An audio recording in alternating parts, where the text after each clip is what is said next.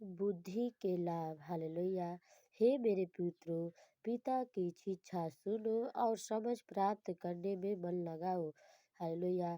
प्रभु के वचन कहता कि जवन भी प्रभु जी का शिक्षा बा उ सुने के बा और समझ प्राप्त करने में मन लगावे के बा। अगर हमर जी के अंदर समझ रही तो मन लगावे के बा। हालेलुया। क्योंकि मैंने तुझको उत्तम शिक्षा दी है, मेरी शिक्षा को न छोड़ो। हालेलुया।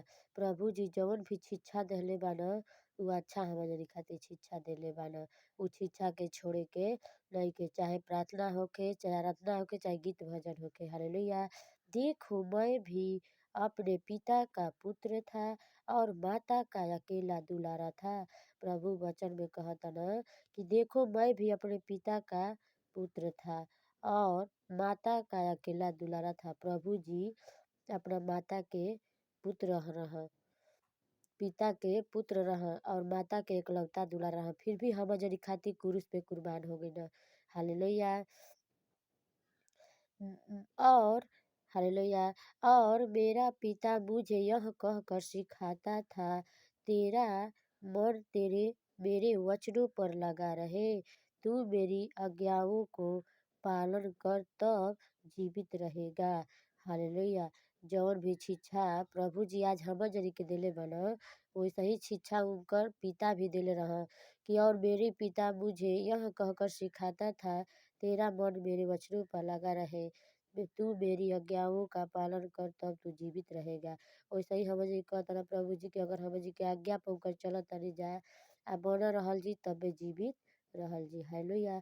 बुद्धि को प्राप्त कर, समझ को प्राप्त कर, उनके भूल न जाना, न मेरी बातों को छोड़ना। हालेलुया।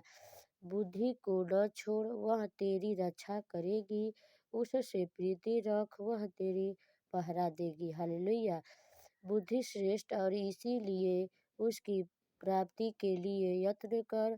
जो कुछ तू प्राप्त करे उसे प्राप्त तो कर, परंतु समझ की प्राप्ति का यत्न घटने न पाए। हालेलुया।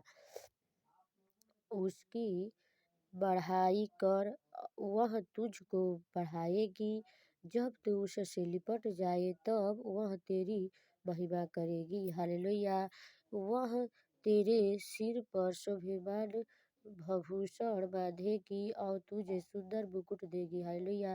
हे मेरे पुत्र, मेरी बातों को सुन ग्रहण कर, तू तब तू बहुत वर्ष तक जीवित रहेगा। प्रभु का वचन कहता कि हे हमारे पुत्र, मेरी बातों को सुन और ग्रहण कर। जवन भी प्रभु जी हमनी के वचन देले बान, चाहे प्रार्थना करे के सिखौले बान, उ हमनी के मन में ग्रहण करे के बा आ तब बहुत वर्ष तक जीवित हम लोग रहेंगे। अगर हमनी के अंदर कोई गंदी में कौनो मतलब झूठा बात ना रही, अगर सच्चाई पे चलल जी, प्रभु जी के मार्ग पे चली तो हमनी बहुत वर्ष तक जीवित रह सकीला जा। हालेलुया। मैंने तुझे बुद्धि का मार्ग बताया है और सिधाई के पक्ष पर चलाया है। धन्यवाद हे पिता परमेश्वर।